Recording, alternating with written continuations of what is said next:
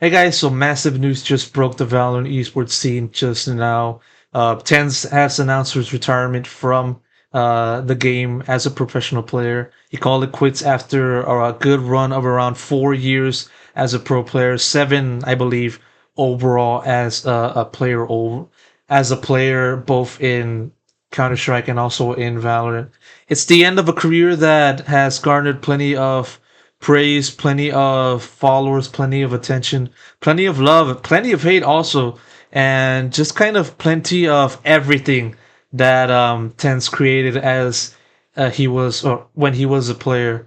And so obviously got to give my love to TenZ for sticking it out in Valorant for so long. Not many people are able to um, play professionally at such a high level at such an extended period of time, and just having to win also. Gotta give my regards to him. Obviously, it's gonna be a massive loss for the Valorant scene overall, but still, tense as a journalist, as a follower, as a fan, as someone who's been following the game from the start. Gotta give my thanks to you, and hopefully you have a good retirement. All right, and so that said, with in light of tenZ's retirement from the game, many people are calling him the GOAT of Valorant, the greatest of all time.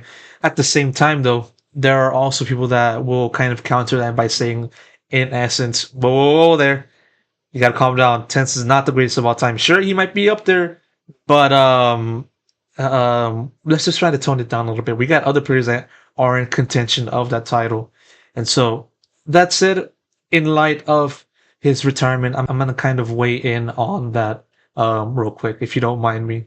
Back in 2017, when he was around 16, 17 years old, I started playing Counter Strike. Obviously, as it goes for every new player, he started playing for various different lower level teams, started getting its recognition, credibility, and then to a point, eventually getting the attention of a major org. That org being Cloud9 at around 2019. He joined the team, played a few events, played a few lands at that year, and then by the time of that same year, he moved over to the bench, transitioned to being a streamer slash content creator for the org, and just started just playing CS as usual as a player.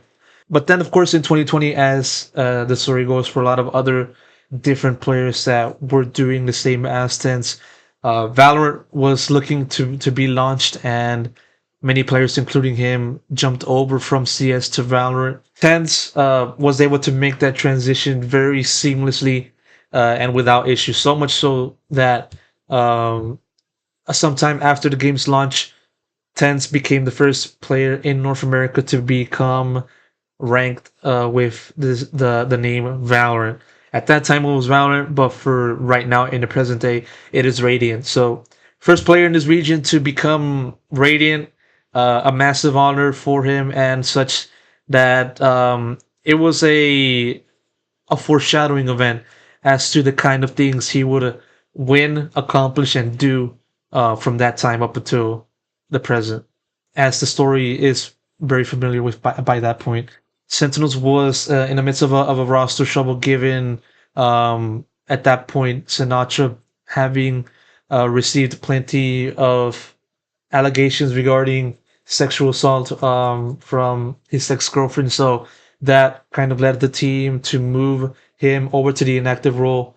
And then that also led to them signing tenZ as a loanee from Cloud9 for the initial part of the 2021 season, because, mind you, tenZ also obviously transitioned from CS to Valorant and became, I believe, a original member of the C9 team, which made the move from 2020, from around like late 2020. By the time tenZ joined Sentinels, there was the possibility or a question or a conversation going on as to whether Sentinels was going to continue their form as one of the top North American teams within the game. But still, it's fair to say that with tenZ, Sentinels was able to maintain their momentum, so much so that, as you see in the picture right there, they won the very first Valorant VCT international trophy Masters 2 Reykjavik in 2021. Speaks to the level of significance and importance that TenZ and Sentinels had to the game, winning the first title. And in addition to that, TenZ was undoubtedly the driving force behind Sentinel's success, putting up numbers in which to this day still remain as one of the best in his role that the scene has ever seen. Of course, we've seen other players reach the kind of display that TenZ has reached in the very first VCT international event, but still, you can't beat the original. And TenZ was the original, and he was the jet player, the duelist, the player that everybody was looking at and say, okay, he does this and this and that. Let me just try to do the kind of same thing that he's been doing. So, driving force in as a player. As 2021 went down, of course, Sentinels will begin to struggle in the later stages of the event. Struggling not winning Berlin, losing to Envy, and then also crashing out in Champions 2021, losing to Crew Esports in an upset fashion. At that point, many people looked at it as the greatest upset in the game's history. Nevertheless, TenZ remained a focal point of the squad, being one might say the main cause as to why Sentinels remained a major force or a major contender in winning subsequent international events in that year. And so, still disappointing end, but still, all things considered, a pretty decent 2021 for Sentinels. And then once 2022 and 2023 rolled around, that's when he saw the issues happen for the team and also for himself. 2022, of course, seeing various people come and go within the squad, that leading to Sentinels not even winning a single game in one of the two splits in North America. Through all of that, TenZ remained playing with the team in 2022, still being seen as the best player in the squad, and for good reason. Same kind of story played out in 2023 also. Same kind of issues. Well, not really same kind of issues, but this time seeing the dismissal of Psycho as the coach and then Def retiring, and then TenZ having to deal with an injury, a physical injury, and then having to step away from the game for a few weeks in the middle part of the 2023 VCT America season. And in addition to that, having to deal with his girlfriend slash fiance's Kaide's cancer diagnosis and having to help her deal with that. Obviously affecting both his and her mental. And of course, despite suffering those kind of things, he was able to just kind of talk about it. I'm showing you a little bit of a article that one of my peers, Sage Tutuin, did with things that saw him being TenZ, chronicle his issues in 2023 that kind of led to his stepping away from the game for a little bit of amount of a time. And yeah, 2023, a very difficult season, but still one that he was able to finish at the very end of the day. And so, of course, with the end of 2023 and the start of 2024, TenZ was deciding or not to make his retirement right then and there before the start of the 2024 season, as he later talked about in one of his streams. That would not happen. He would continue into 2024 because of Kaiden and her telling him to just play for me and just kind of see how it works. Obviously, heading into 2024, Sentinels was coming into it in a better position compared to 2023, bringing in Zelsis, moving second to the primary duelist role, and moving TenZ to the controller slash Omen player role. Despite his relative newness to the position, he was able to just maintain his individual form and, one might say, be a better version of himself playing as Omen, because with him on that position, he was able to help Sentinels return to glory and ultimately win the first international event of 2024, that being Masters Madrid, off of a kickoff America's winning performance on the domestic side. And so With that happening, TenZ joined an exclusive club, him being one of the few players to ever win multiple international trophies, joining the likes of 2023 Fnatic and also his teammate Sasi. Sentinels would eventually be affected by problems in the sense of fatigue and also things like that, due to having to transition from Madrid to stage one and stage two in such a tight and grueling schedule. Obviously, they would ultimately end up not even making playoffs in stage one. They would improve in stage two by making playoffs. Sure, they would crash out in the first round of the playoffs, 200 Thieves. But at the end of the day, they were able to qualify for Champions Seoul in South Korea this year as the fourth seed of Americas due to having accumulated sufficient championship points throughout the entire year. And so that helped them reach champions. That helped TenZ return to the event after a gap of 3 years. And yeah, at champions, he would be placed in the group of death, which contained the likes of Heretics, the eventual runners-up of the event, TenZ, which was the most recent Masters winner, and FPX, which had very close showings with Heretics throughout this entire year on the international side. Sentinels would move on to the playoffs as a second seed, beating out TenZ at the end of the group stage. And at playoffs, they would eventually finish fourth place, losing to EDG, the eventual winners, and Heretics, as I said, the eventual runners-up. And so, all things considered, a very decent performance for the team, despite having a rough middle stretch of the season.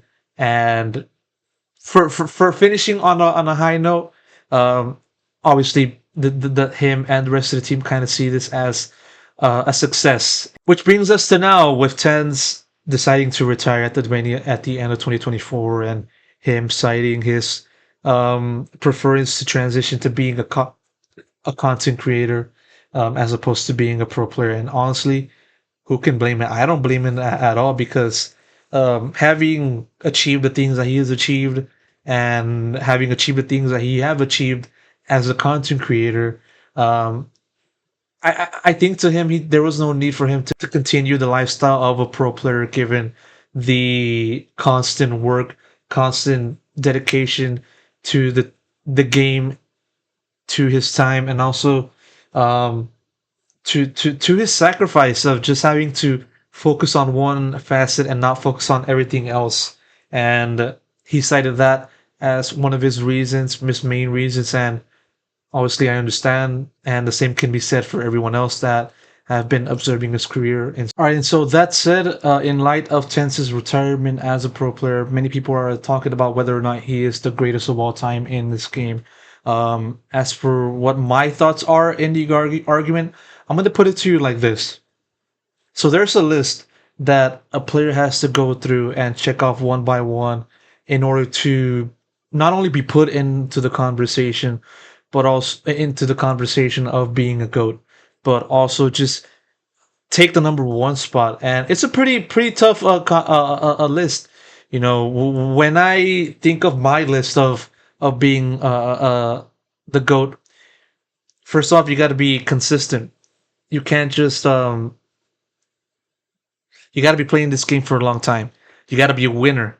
You got to be consistent for many years, and you have to be seen as a significant figure within the scene that people will look at and say, no, whatever happens, I'll be sure to trust him. I'll be sure to look at him, trust him, and expect for him to pop off no matter what.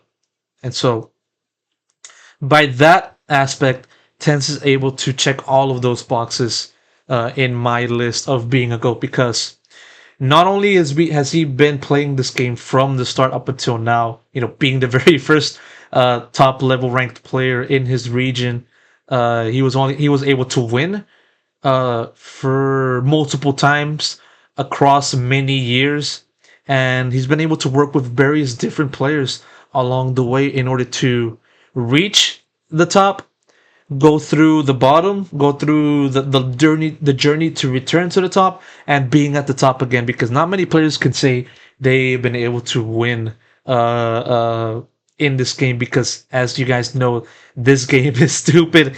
This game causes teams to emerge and they just kind of crash down to earth within the space of a few months. And so, uh, for TenZ to return to the top after a long time and just win another international trophy, that puts up a lot of points in my book in regards to him being the GOAT in that conversation.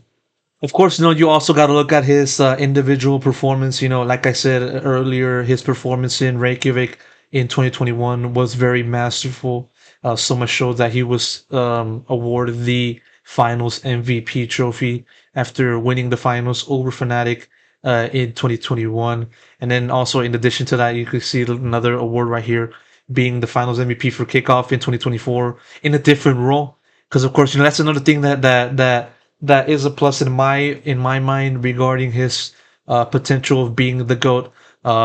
Individual performance and just his versatility as a player, because for basically his entire career he's been playing as a duelist, being the jet master, one that people have a hard time just figuring out and just having to neutralize. He was able to be the driving force of the Sentinels and and Cloud9 squads throughout his time in Valorant.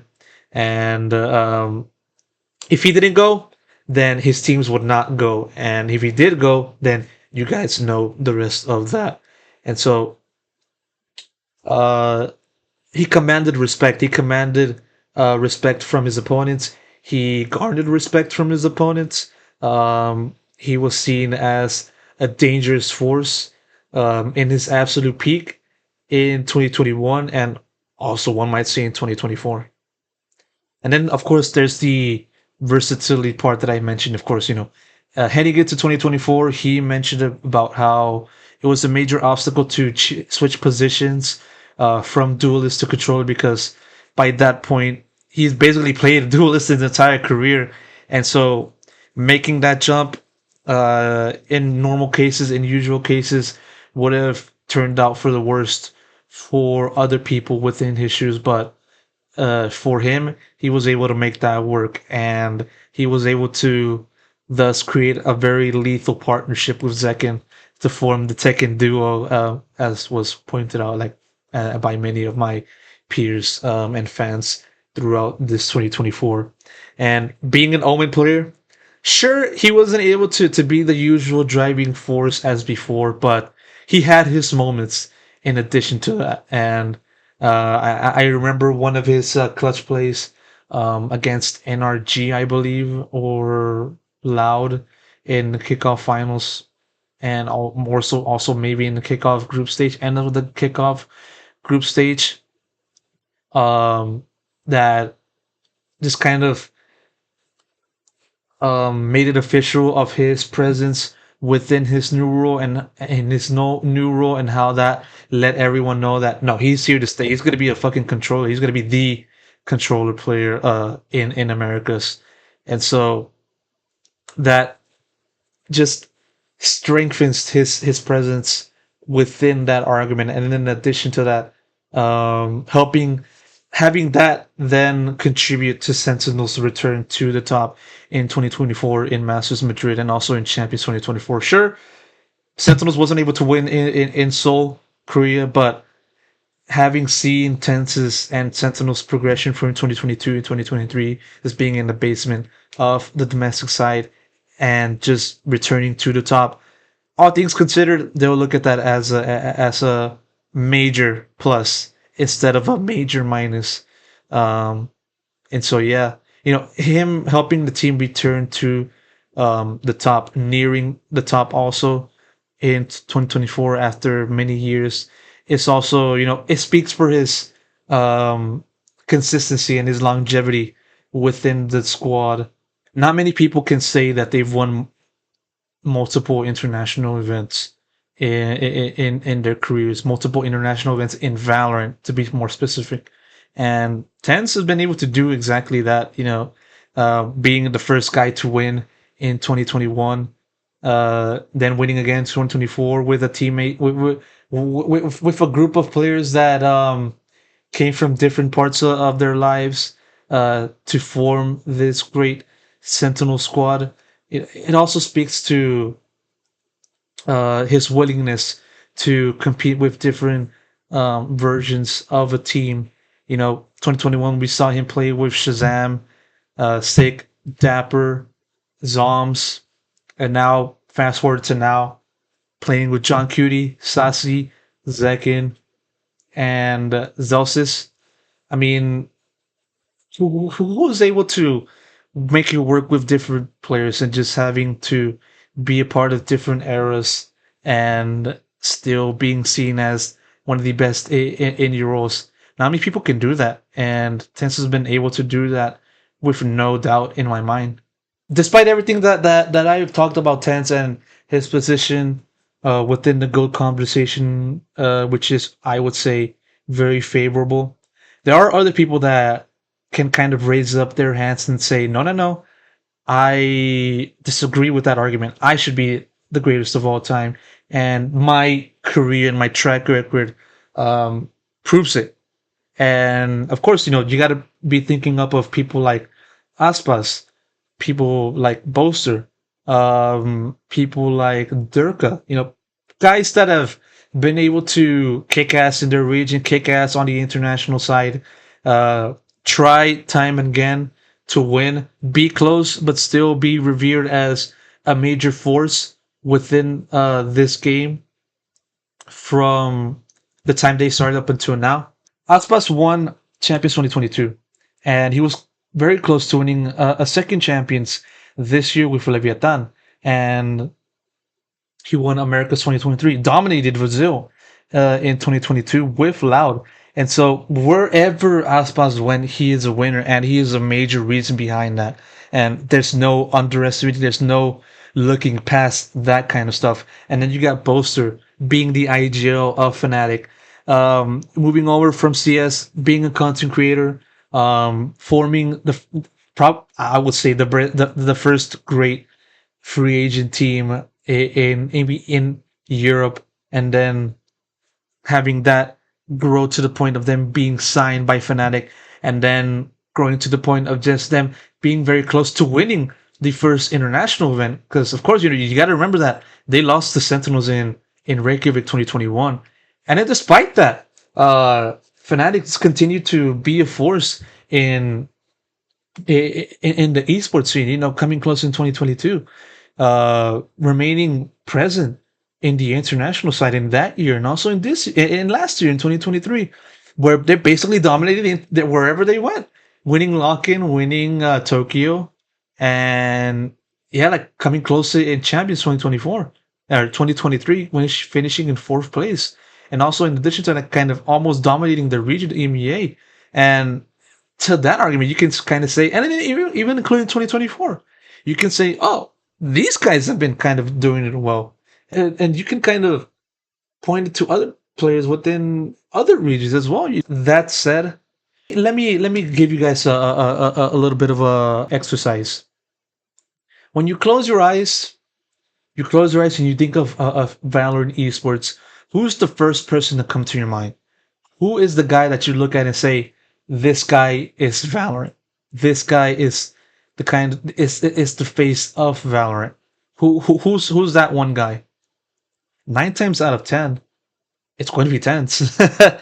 And he was the guy that helped put the game on the map. He was the guy that helped form the first great Valorant squad in the scene in Sentinels. He was the guy that helped Sentinels remain competitive in 2022, 2023. Competitive in 2022. But you get my point. You know, he was the guy that started spawning the careers of other people. Valorant is heading into its fifth year, and we've seen various people come and go, and various people win, various people lose, various people come close to winning, various people struggle.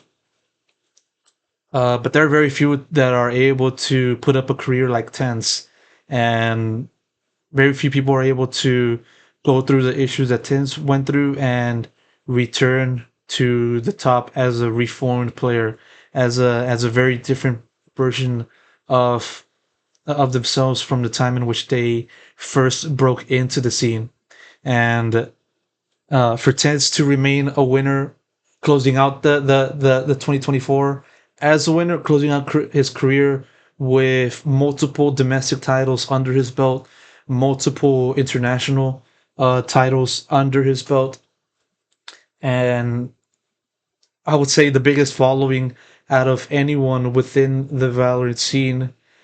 By the end of year 4, heading into year 5, I see it. I see it. I definitely see it. TenZ is definitely up there on that stuff. Uh, so yeah, his impact cannot be overstated. Definitely not. If it wasn't for TenZ, if it wasn't for his work in the game, I would say Valorant would not be in the position where it is right now. Sentinels probably wouldn't be in the position where it is now without TenZ. Uh, and so once again, TenZ, thank you so much for a brilliant career. Hope to see more of you in the future, in your future pursuits. And so that said, I've been Pedro. Thank you so much for watching, and see ya.